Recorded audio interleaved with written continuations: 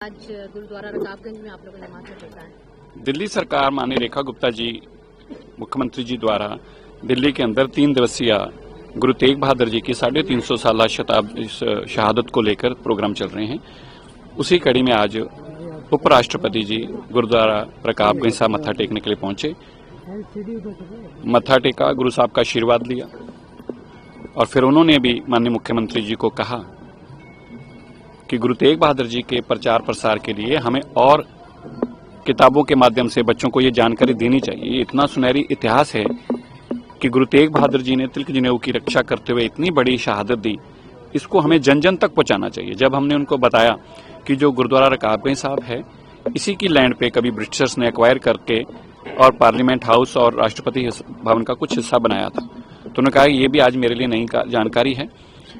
ऐसी एक documented book बनाएं जो माननीय मुख्यमंत्री जी ने कहा कि हम एक बना रहे हैं और उसको विस्तारित रूप से बनाएंगे। मेरा मानना है कि ये शताब्दी जो आई है, इस बार पूरी सरकार, देश के प्रधानमंत्री जी कल हरियाणा में होंगे, बड़े समागम करेंगे, वहां पर एक म्यूजियम का नींव पत्थर रखेंगे, एक बड़ा लाइट एंड साउंड शो वहां भी होगा। दिल्ली के अंदर आज माननीय गृह मंत्री जी रहेंगे लाल किले के ऊपर, कल माननीय राष्ट्रपति जी रहेंगे।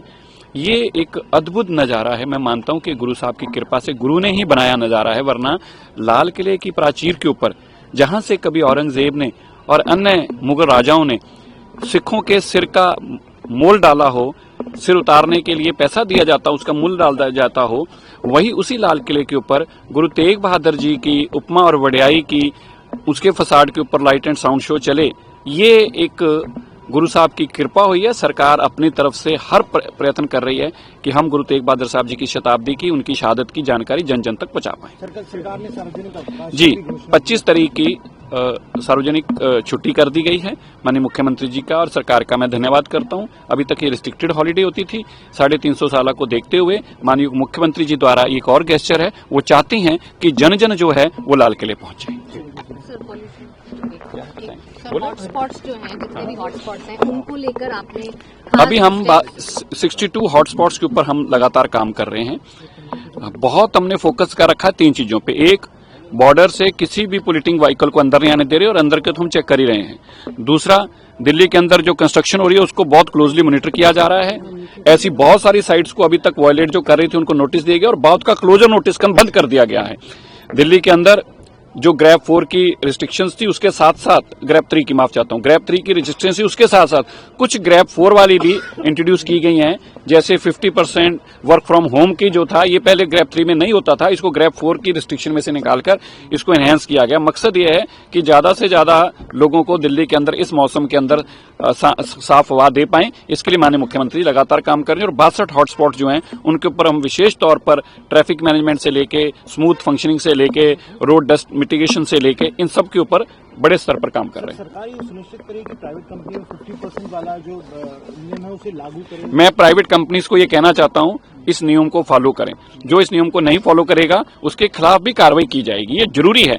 ये व्यापार कारोबार सब चाहिए, लेकिन हमें अपने बच्चों की सेहत की पहले चिंता है। हम सब लोगों को मिलकर, 3 करोड़ लोग दिल्ली के अंदर रहते हैं, अगर वो मिलकर काम नहीं करेंगे तो कतई हम इस पोल्यूशन की समस्या से निजात नहीं पा पाएंगे। करोड़ों गाड़ियां हैं सड़कों के ऊपर, इसलिए हमें मिलकर काम करना होगा। वर्क फ्रॉम होम 50%, चाहे सरकारी हो चाहे प्राइवेट हो, और अगर कोई प्राइवेट ऐसा वायलेशन करता दिखाई दिया तो डीपीसीसी के माध्यम से कड़ी कार्रवाई की जाएगी। सर, कल प्रदूषण के नाम पर इंडिया गेट पर कुछ लोगों ने प्रदर्शन किया। देखिए, वो लाल झंडा पोल्यूशन का लाल झंडा कब से हो गया ये हमें पता नहीं है। लाल झंडा है तो लाल झंडे वाला करिए। हमें प्रदूषण के गंदी हवा, इसमें कोई शक ही नहीं है।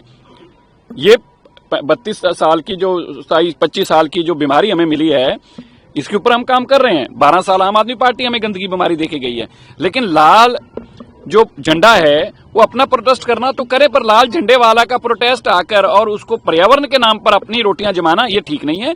जो लोग इसके प्रोटेस्ट के साथ हैं, बिल्कुल हम खुद ही कहते हैं दिल्ली में हवा साफ होनी चाहिए, हम खुद ही इसका प्रोटेस्ट कर रहे हैं, इसमें तो गलत नहीं है, प्रोटेस्ट तो होना ही चाहिए गलत। लेकिन ये जो लाल झंडे लेकर अपनी मानसिकता कुछ और है और किसी को आगे करके अपना झंडा उठा रहे हैं, ये लाल झंडा नहीं उठने देंगे, एक बात याद रखना।